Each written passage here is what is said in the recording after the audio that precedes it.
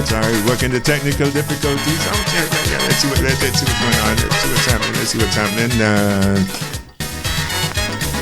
Good afternoon. Hey, good afternoon. Try that again. Let me hear. Uncle Frank. I can hear you, but it's not coming through the right channel. Hello. Let's try that again. Uncle Frankie. Yeah. Hey. All right. Any better now? Yes. All right. Okay, we're doing much better.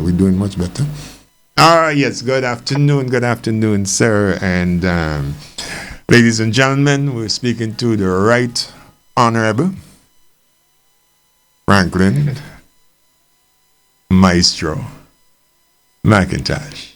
I think any discussions on SOCA without acknowledging his contribution to Vincentian musical pride is a conversation not worth having.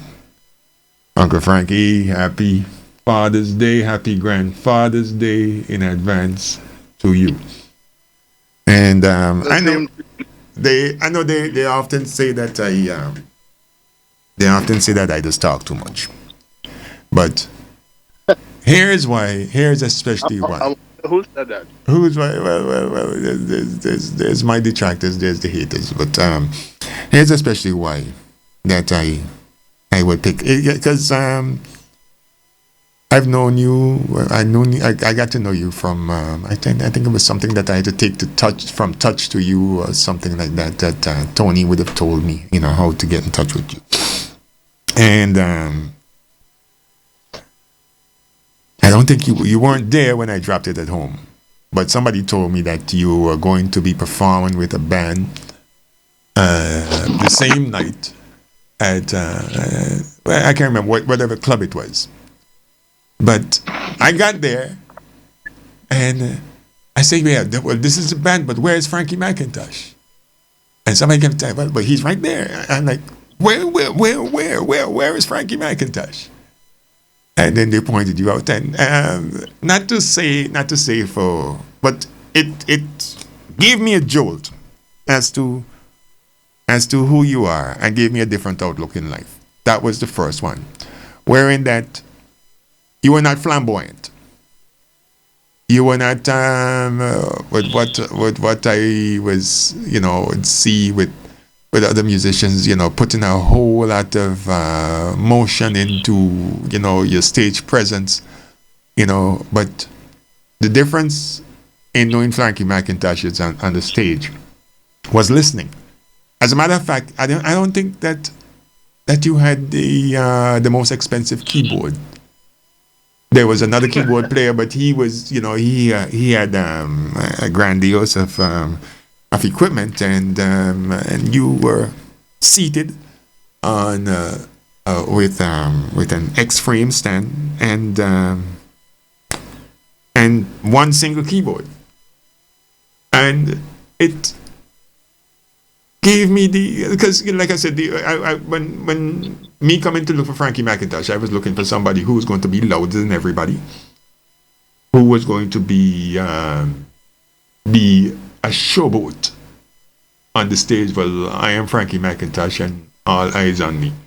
But the difference is what I saw there, and this is what would have affected me in life, where you be effective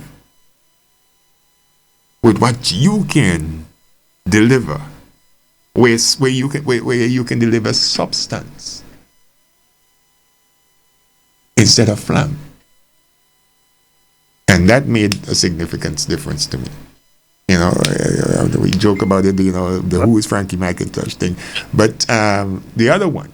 But after the compliment, wait, I'm not finished yet. I'm not finished yet. There was another one. Now, after we became friends, I think one time, well, you got me into an internship at Ralston Child's studio. And I think that I was supposed to pick you up to go to Ralston Child's studios. And the fact that Well, it had just dawned. It was just coming to my thing that I too can have a computer at home. As a matter of fact, you came and helped me set up my first music computer. It dawned on me that that I could also work from home. Back then, work from home was something that nobody heard of. You know, basically, you work from home, you take a diskette into the studio, and you put it, you find the tones, and the work is done. You go home and you get paid. I was supposed to take you to a job of that nature, and I was running late, and you know, I got there, and you were doing homework with Jamie. I can't remember your daughter's name, but you were doing homework with her, and I got to see a different side of you, wherein that I got to understand the difference it makes where fatherhood is concerned, where being a good father is concerned, where taking care of priorities is concerned, you know, and for that, you know, it's not only musically I admire you, but I admire you for being a good example of what a father should be, right there in front of me on that particular day. And like I said, you know, in a lot of ways, I make decisions today based on those moments with you. I even joked around, like you know, we talk about sex, drugs, and rock and roll in the music business. I say if Frankie McIntosh was a drug addict, chances are I would be one too, because I have that much admiration for him. You know, it would have been easy, you know, to pull me into that lifestyle and say, you know, no. But Well, all these good values. Yes, sir. Mm. Yeah. Well, you know, thanks for all the foregoing. Let me take this opportunity to say thanks for the invite on the show, and happy Father's Day to all our listeners. You know, folks like Randy, Dougie at the studio, Beckett, who I think might be listening, Kuala and Oxley up the hill, Bennett, Kenny and Cynthia, Lio, all the good folks. But let me remind you, Carlisle, that incident at the club, you seem to be forgetting I was the one who asked you, where's Frankie McIntosh? I'm still trying to find myself. Well, I don't know. Just in case you try, let me be your magnifying glass. I think that you would have inspired. Like I just got finished speaking to a young lady, a young lawyer from Brooklyn. She goes under the name of SOCA Say So. That she's a SOCA advocate, pretty much organizing things where, you know, we're using the culture to bring the, you know, bringing Caribbean people together, you know, for the greater good. That's, you know, to sum it up in a nutshell.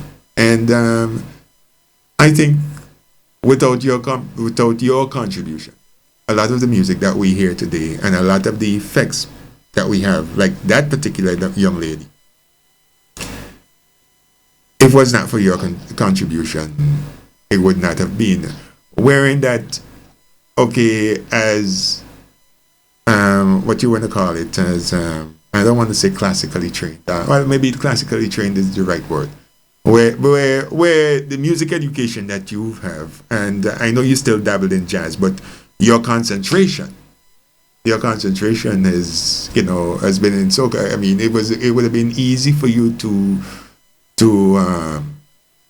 pretty much say, well, okay, that soca music is I heard somebody refer to it as Nostrand Avenue music or Carnival Time Alone music, and therefore it's a waste of time, you know, and I should concentrate in playing blues or jazz or something, you know, and advance my career. But, you know, the song Tone is one of my favorite, and and also the song by Sparrow, by Shadow, Tension.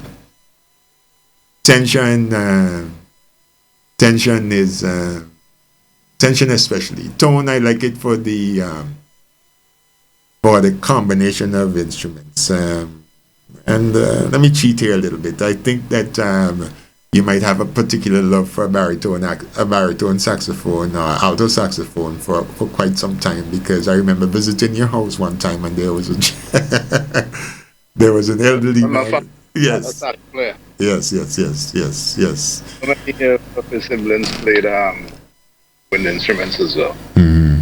It's not like my father played tenor saxophone. Oh, it was tenor. Okay. They still played the alto. Okay. Julian, my cousin, played the tenor as well. Okay. But no. So with the baritone, it seemed like a baritone sax is maybe because I'm a bass player. I mean, it's like a baritone sax is, in the song Tone. A baritone sax is like, well, it carries the best frequency. In size is larger than the yes. Than the tenor. I mean, just visually, as a deeper song too. Yes. And I think on Tone, I might have used a baritone sample. So you're right. Okay. Yeah.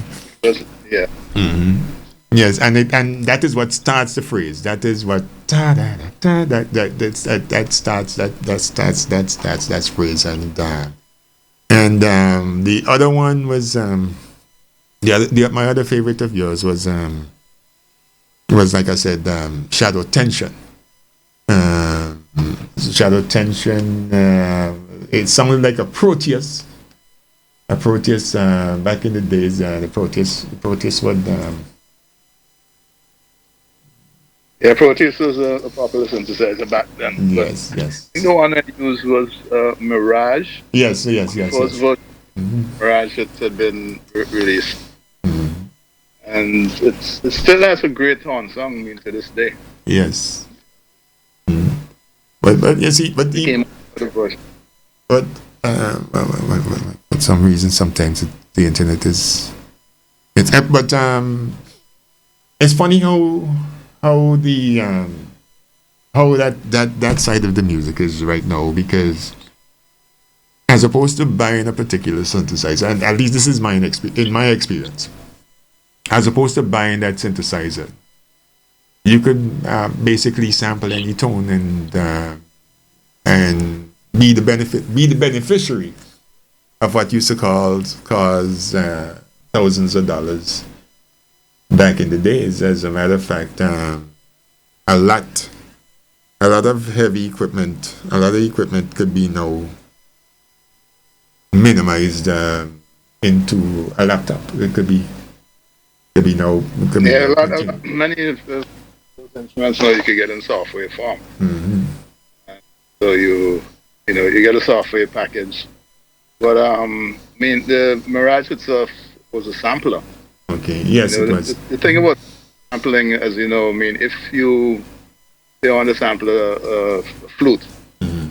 and you sample one note, that note might sound true to a certain degree, mm-hmm. but as you go higher or lower, up the octave, then yes. you start to lose quality. Mm-hmm. So I mean, I always opt for the real instruments when possible or affordable. Mm-hmm. I hear you. All right. Mm-hmm. So, like I said, the main part of this program is to examine soca music where it is, and to come up in ways where you think it should be. I mean, your expectation of the music industry, where does it compare to, like, say Frankie McIntosh of 20 years ago? Well, I mean, I wouldn't expect it to be, or want it to be, now where it was 20 years ago. I mean, things evolve, you know. Things change. Change isn't always for the better. Really doesn't have to be for the better, because that's not life. Life is not like a continuous upward slope. You know, you have your dips, you have your peaks and valleys and so on. But overall, you know, there should be some, you know, sense of upward flow, upward motion. Well, with regard to calypso slash soca, the music itself is different now from what it was 20 years ago, because I think the influences are different. You know, the influences now come from popular music of the United States, rap, and so on, and that has an influence on the Caribbean. Okay. And they have their own interpretation of American rap, American pop songs, you know. Whereas, you know, back, you know, to say 20 years ago, there was a way of structuring the music. I mean, I don't get into too technical. We had different sections, you know, with different feels and so on, different like nuances. Today is most of the music, from what I perceive, is like loop. Okay. You know, you really have about say 6-10 seconds of music going round and round, like you stretch that out for like 5 or 6 minutes. Yes. And then you have vocals on top of that. So there's a difference in production. I think, especially the younger artists now, they are more conscious of marketing of an audience, which we weren't in the day. We just played music. Yes. You have to go in the studio to do an arrangement, and you did music for music's sake.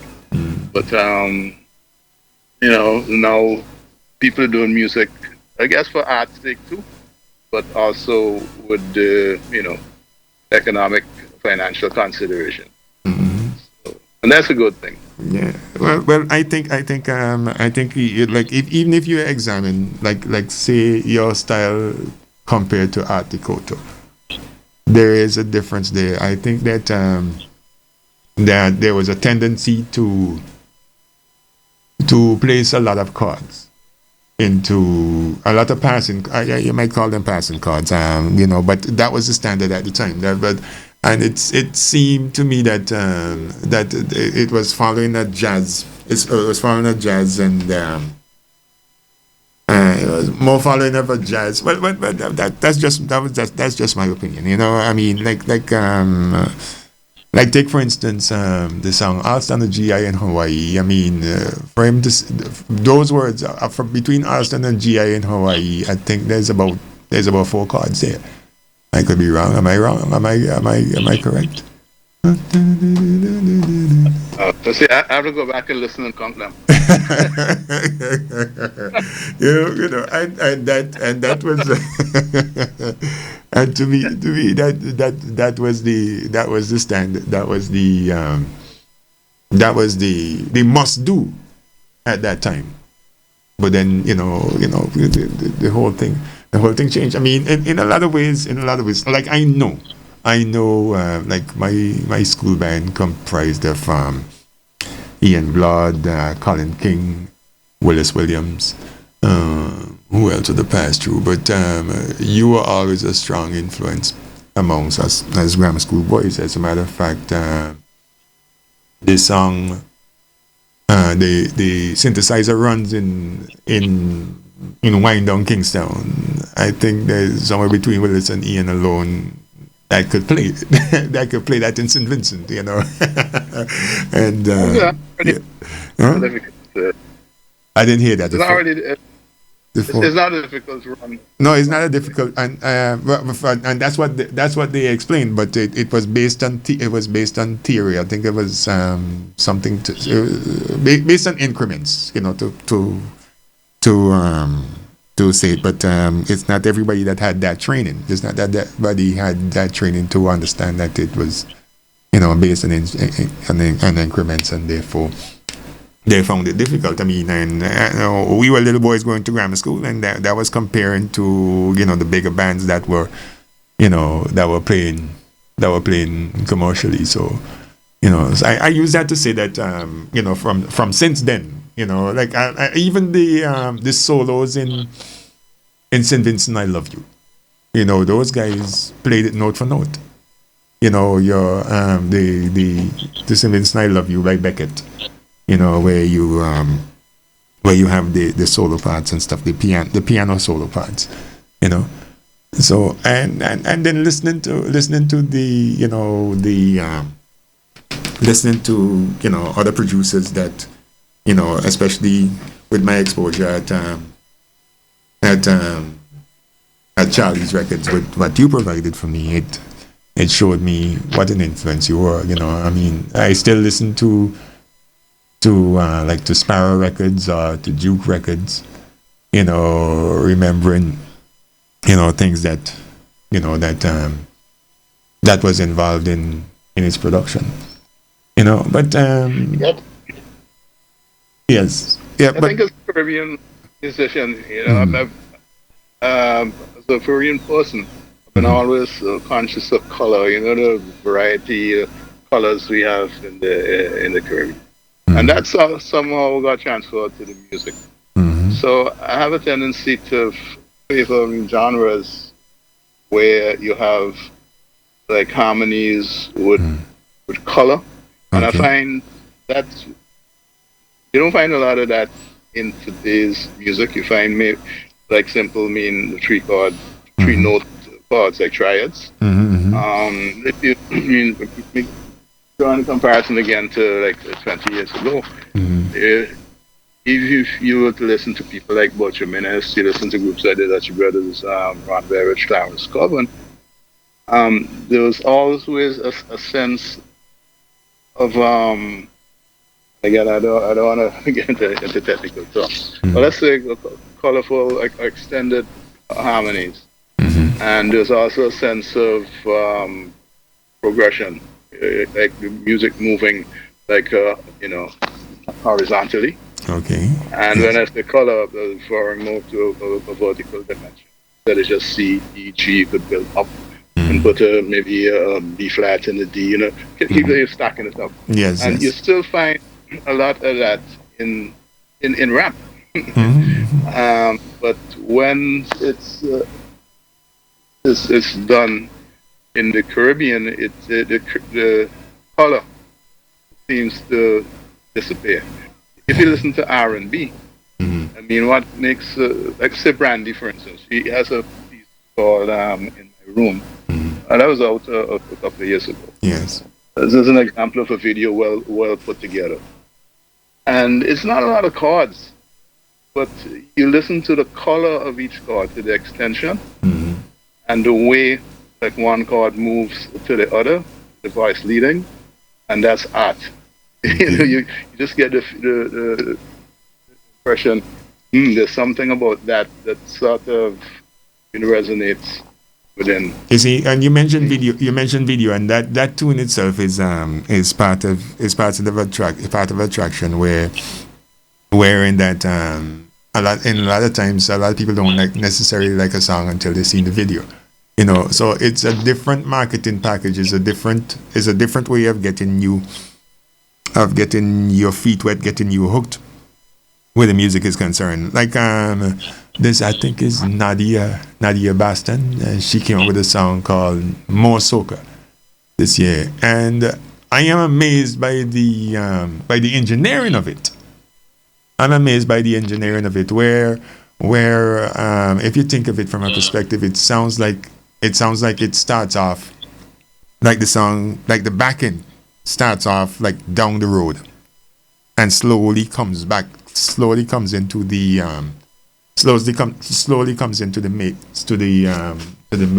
main mix. So it's in I guess in support of what is happening these days. It's a different sense of it's still artistry, but it's not necessarily chord based artistry. you know. And well, I can say that for that particular song, and Well, I mean, anything that humans create mm, for an aesthetic and goal in mind, yes, I guess you could consider that art. mm, You listen to music of the early 20th century by Schoenberg and so on. I mean, it's not tonal. mm, You you can't really identify any chords in it. It's the 12 from the 12 tone school. mm, But it's music and it's art. So I mean, there's no one way to to define art, okay, but there's certain features common to mm, everything that we would consider art. That's growth, development, um, features like that. Um, and the main thing is that is having an audience. mm, So, I mean, what you refer to Nadia Batson, and from what you described, it mm, seems as though she used the same approach that Brandy used in my room, in that it builds, mm, you know. Uh, yes, you familiar with the, well, probably, I don't know if our listening audience would have been familiar with the Brandy videos. I mean, I thought too much. Yeah, mm, but the process or the method, is similar from what you described. mm, Having mm, something built, rather than throwing everything up front, mm. from the first measure, from the first couple of seconds of the music. Yeah. Kind of like what you That did. way, Kind of like what you did with Coming High, you know. Kind of, yeah, because it's kind of like Coming High starts with percussion and builds.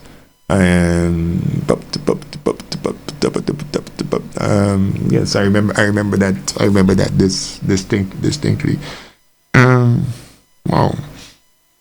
So, Uncle Frank, if you are to be put in a administrative position to take soca music forward, what would be the first thing you would do?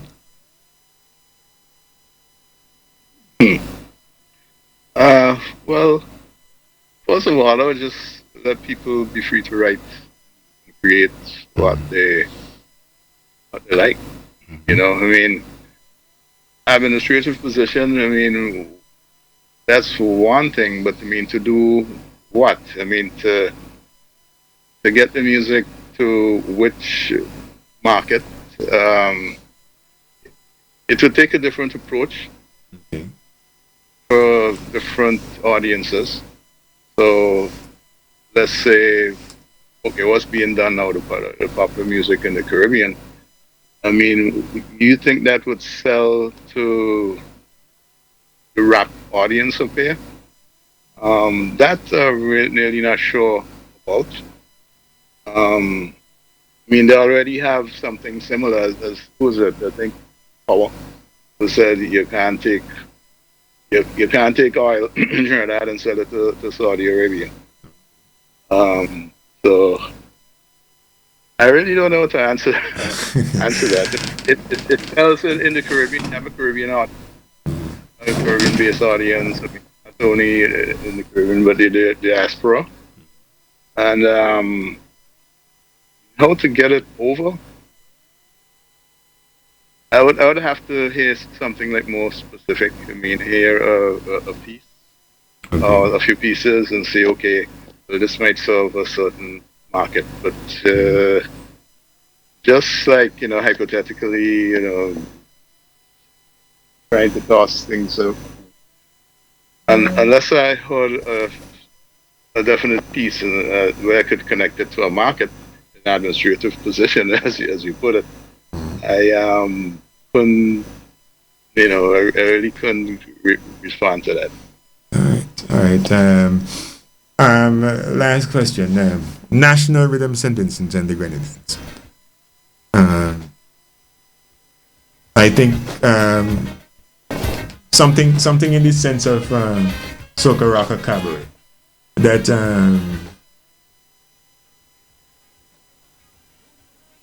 that I would like to.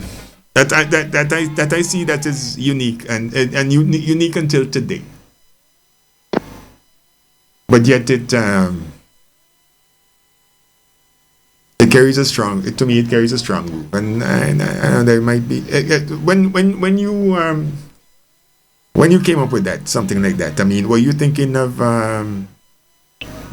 something, making something of a national beat in St. Vincent and for a national rhythm for St. Vincent and the Grenadines, or it was just? Mhm. Well, first of all, I mean, that's Beckett's song. Yeah. Beckett's the one who came up with it. Also, back As far the actual beat, the drum concept was Beckett. um, from my, trying to jog my memory here, I think Beckett had some input into Okay. the beat. He always, has an idea like for what he wants a snare drum to play, or and I kind of used that initially Okay. and build on it. Um, something was going through my mind as I was responding to the last question, but I didn't actually say it. I think I don't want to digress into the present question, but there's a good friend of mine. He's also the chairman of the music department at Brooklyn College, and he put a book out recently called Jump Up, which I'd recommend that you check out. And one of the things, he's a researcher, he brought out, he examined Caribbean music, primarily the music of Trinidad, from the early 1900s to, say, the year 2000. And he concluded that in in the period of about 100 years, approximately, that there was never an artist or a style or genre of music from the Caribbean that really made it internationally. Despite stories about Caribbean artists performing at prestigious venues in America, and all the things have been written about calypso music. But when Belafonte did it, an American, when he did melody songs, that became internationally famous. When Poindexter, who's more comedian than a singer, when he did Arrow's song, Yes. Hot Hot Hot, then that really took off internationally. But it's something, I don't want to say barriers, roadblocks or whatever, that seem to be in the way of our music in the Caribbean. I mean, passing those barriers and get into a wider audience. Outside we have great music. I mean, in the Caribbean, but the business of it. And I thought to myself in an administrative position, wondering now, how would I get over that hurdle? And it's more than music. It's more than politics. Um, I don't want to say it's culture or race, so I want to get into that. Yeah. Oh, But one of the things I would have been talking with the previous guest about was is the mental stigma that might have been handed down where colonialism is concerned. That is partially responsible for the non-appreciation of the music outside of the festival, where it's even referred to in some quarters as the devil's music, and and no matter what the lyrics is, it's not considered something that you can be that you could be in a worship mode and still appreciate. I think that stigma.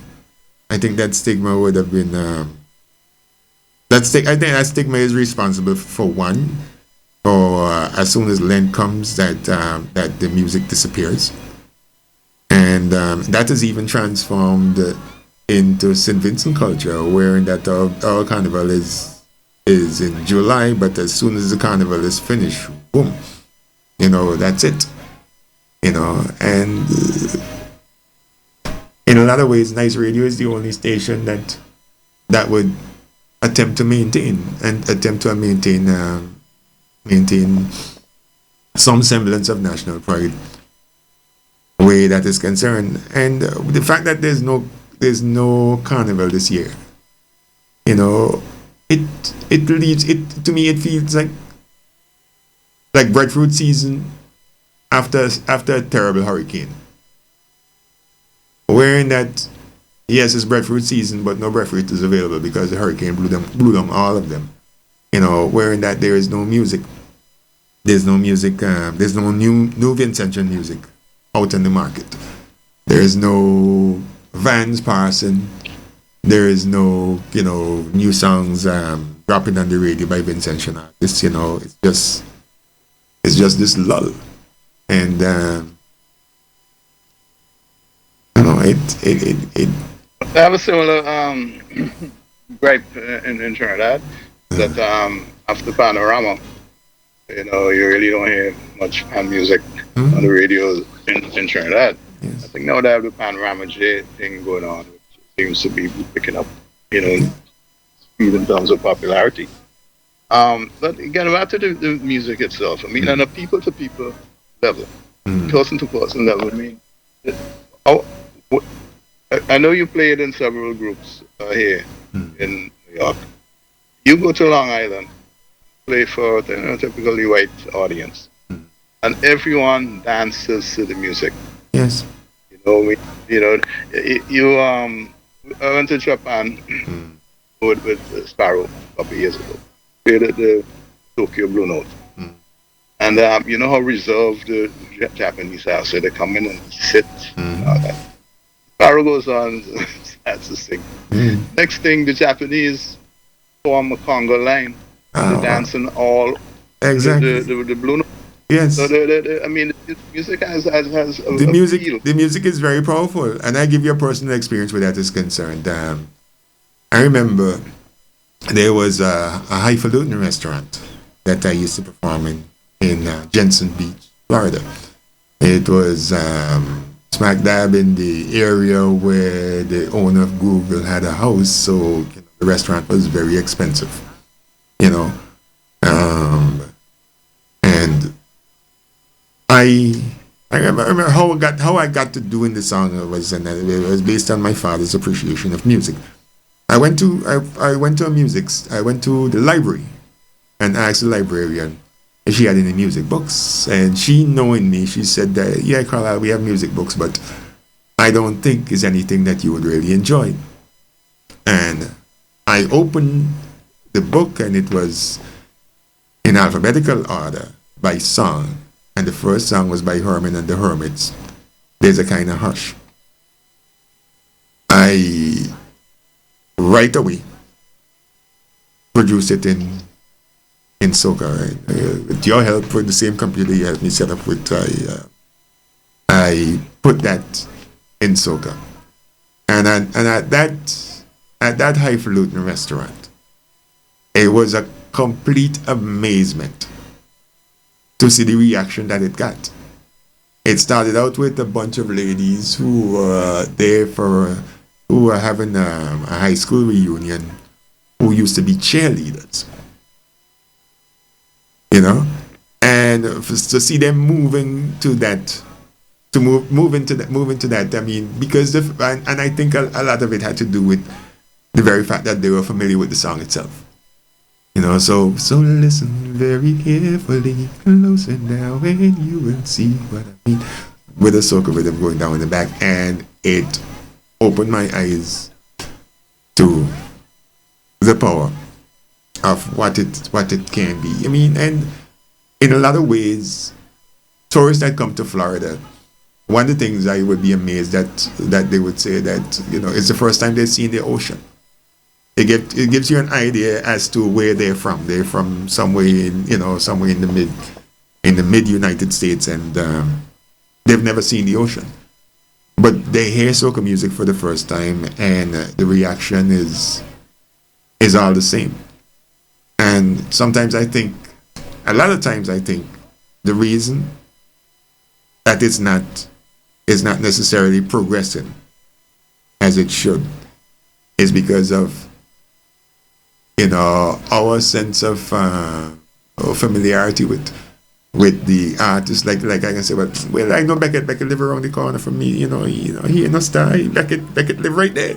I see Beckett every morning. Big thing. But say Willie Nelson or James Graham. Yeah. Well, wow, that's a great man. I have all his albums. I buy every magazine that I see him in. No. But not understanding is an entertainer and an entertainer. And if you, like Columbus used to say, that we had gold on the ground and don't know the value. It's not that we don't know the value, is that we have a sense of necessarily, same thing Beckett said, don't look down a man until you pick him up, or it's explained in Hezekiah Mad as well. For some reason, we are working against ourselves. And I think sometimes that is handed down from colonialism, and the quicker we throw that away. Well, I mean, getting back to Japan and they know who Beckett is, people approaching me backstage, asking me, what year I did this song for Beckett, who's Beckett. The way Beckett in Australia, wherever I go, they playing Beckett, so familiar with Beckett. But get back to the business of the music. I mean, to actually get it to the wider market.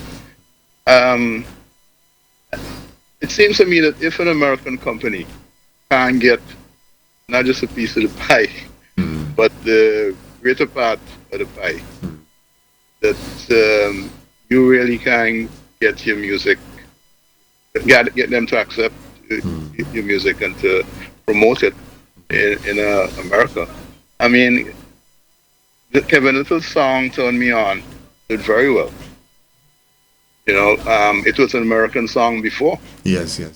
But, well, part of it, he wrote parts of it as well, but many parts was American song. Yes. Yeah, but if it hadn't been familiar to Americans, and that American company could have gotten, well, he actually breathed new life into the song, Kevin Little did. And so they saw, here's the potential for us to make some more money from this, to revive it. Yes. And that could probably accounted for the success of the cut. And Who Let the Dogs Out? Yes. Again. Yes. I mean, that was a song before. Yeah, that was and Sam Douglas, I think his name was. That got this popularity from a football team. I think that was. I think there was a football team that. That would have gone to the Bahamas and heard it being performed, and they used it as their theme, and the song itself blew up because of they were using it in the game. And it goes back to what I say, the sense of familiarity with the Kevin Little song, I think is very much so. I think a lot of the lyrics that we would put, a lot of the expressions that we would put is not necessarily easily understood. It's not necessarily easily understood, and I can see that from my experience. A lot of the what is local to us is not necessarily easily understood on the international market, and therefore, I don't know how much people really understand Jamaican music or the lyrics. Yeah. Well, But you see, to me, the marketing. that come from self appreciation. That is strong. That is strong self appreciation. Like I was telling the young lady before, as a Florida radio personality, 90% of the record stores around Florida were Jamaican owned, and it's not that you can go over there to find a soca song, a soca record beyond Byron Lee. And they would pump the radio stations. They would pump the radio stations for with music. There's a strong national pride where Jamaica is concerned, where reggae music is concerned, and to me, it had a lot to do with self appreciation. Also, strong degree. And they intermingling with the rest of the community that would have made their music popular. But yes, there's also, as I was saying, a strong degree of U.S. investment in Jamaica's tourist industry. Yes. And in Jamaica itself. So there's a vested interest there, a reason to push reggae music. And it kind of ties on with beaches and whatever else in Jamaica, the golf courses, and reggae music, Bob Marley, and so on. It's like a package. Yes. So, well, I don't want to. I would like to think that that Mrs. Mack and the kids will be surprising you tomorrow, and I'm looking at the time here, and we are due to go to the next segment of the program. Before we go, anything that you want to share? I'm not hearing you. I said I have a habit of talking too much. And no, not at all. Always welcome. Let me brag off and tell persons that when my father passed away, Uncle Frankie called me and we talked about for about an hour on the phone. And I said, "But Frankie, I have Magic Jack," and he says, "No, it's okay." And let me thank you for that again. That was another touching event would make me. Oh, you're my favorite nephew. Would make me want to, like I said, emulate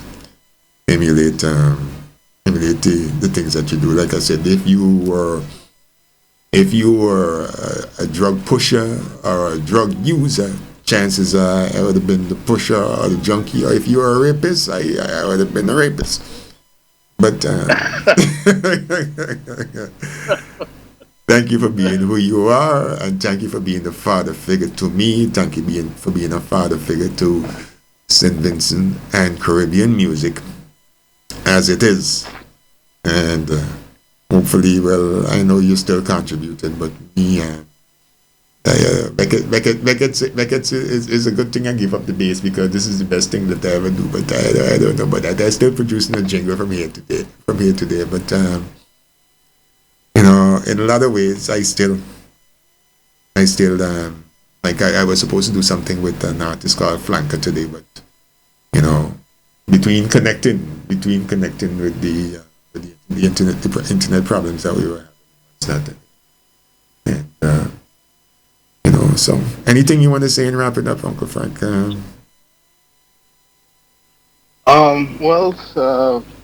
Happy Father's Day again. Of course, when I say Happy Father's Day, that includes mothers because you can't have fathers without mothers. Exactly. Yes. And I had hoped to be in St. Vincent around this time, but with the corona scare and travel restrictions, it seems as though it became necessary for me to cancel those plans. Hopefully, in due time, things will change. Be able to travel again. So who knows? Maybe like Christmas, to be able to make a trip down, see everybody, rather than send greetings over the phone from New York, be able to do it in person on the ground. All right. And so, in other words, we got somebody on the line. I don't know if you want to talk to you. Good afternoon. You're live on Nice Radio. Hey, good afternoon, Carl. How are you, man? Hey, how you doing, Paul? How you doing? I listen to your program, and this is something that Uncle Frankie, can you hear the caller? I have voice feeding in the background. Good day, Frankie. How are you, man? Good afternoon. Let me try that again. Try it again. Good afternoon, Carl. How are you, man? Yes. Frankie, you hearing? I was listening to your program, man. I was really excited, listening to Frankie. I can't hear clear. Good afternoon. How are you, sir? Yeah. I asked him a question, and he put it into a situation, and I can give you my interpretation to it, Because I asked him about the music. Okay. But I remember when I heard by Frankie was young, and that coming out. And what amazed me, because I had to play piano for Apocalypse. That was the thing, And we didn't know much music. We had a lot of from the region, the Panyard, and those things. But I think one of the things that blew my mind with that record is that over the years, at the Caribbean music, every century have a different style, right? When Frankie come on the scene, he take out certain pieces every year. And when he hit that album, the old, the young, the middle aged, it's just like yes. new life. He had a very unique way of touching everybody. I remember Pat Prescott. Dancing to his music. When hanging out with Dion. Yes. It created a new vibe for me. Yes. And it actually take me. Even writing, I write a lot of songs. I haven't released a lot, but you can see a lot of my writing is around Beckett and the music. And one of the things that blew my mind now is when he did the album, Shadow, the creative ideas, the different movements, and it was up to now. That music was Shadow. There's no talk of Winston music. Exactly. I think Frankie takes the Caribbean music to another level, and I think this is why it's not accepting. It didn't reach the level that we really should have been getting more international praise from it. I remember when to this country Suriname to play football. Paul, don't take too long. It's already 1:36 here. I went to Suriname to play football, and we went into a record shop, Gail, all of us. And when we do so, we see a Beckett album coming higher, this particular. And I bought the album and played the record in the store. The guy said, yes, from our homeland, man, it makes me feel good, because internationally, don't see what's up in artists on the album, and to me, Beckett all them hold a big heart, Beckett and Frankie, in my heart. But right now, I think the music is not evolved, where we get lazy, musicians now become lazy. As Frankie said, there's a lot of repetition, and you're not getting guys. It's about business. But I think that's based on the influence of rap, the influence of rap music. But Paul, we got to wrap up though. We got to wrap up. Yeah. Okay, man. All right. Thanks. Yeah. Okay, Frank. That was Paul O'Garo. He was. I don't know if you were here. You heard most of his contribution. I couldn't hear. Well, first of all, thanks for the kind words. Yes. There's one thing I heard that my music made Pat Prescott dance. Yeah, that was from me. Yeah, I saw that. I concluded that I have succeeded in life. Yeah, as little grammar school boys, you would have been at Ian's. I remember playing one of your records, and Pat came right and he leaned up on a chair, and he was bouncing. He was dancing. So, yeah, you're right. Oh, well, all right, Uncle Frank. Thanks for everything. The time is pushing. All right. Thanks. And in the meantime, here's a little parting song that another Beckett favorite of mine. It speaks of next time you come to St. Vincent. I mean, that means you're going to come. All right.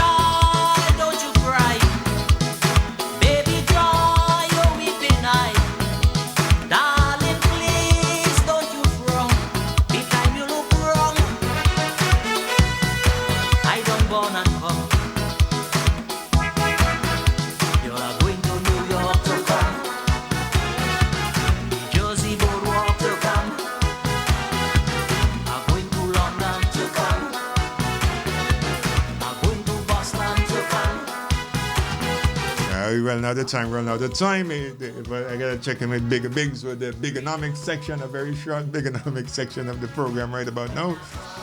Before I take a commercial break. You see, a lot of what was handed down to us. I mean, there was even another attempt to throw me off of my game as we speak in here. Another result of